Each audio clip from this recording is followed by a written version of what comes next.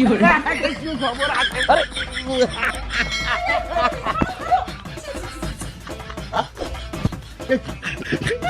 কি দেখলাম নাকি না? এই পাগলরে জিগাও কেন মার শাড়ি পরছে?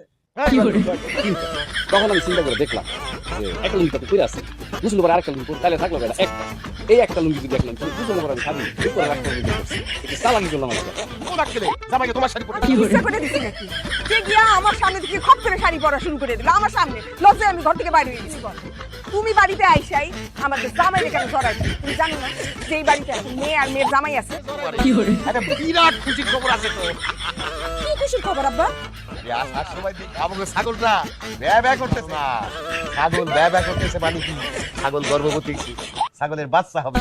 এইরকম ভাবে ছাগল আবার ব্যা ব্যা করবে, আবার গর্ভবতী হবে, আবার ছাগলের বাচ্চা হবে। ছাগলে ছাগলে ভইরা যাবে আবার। জামাই শুধু একলা ব্যাগ, দেখছি তুমিও ব্যাগ করো।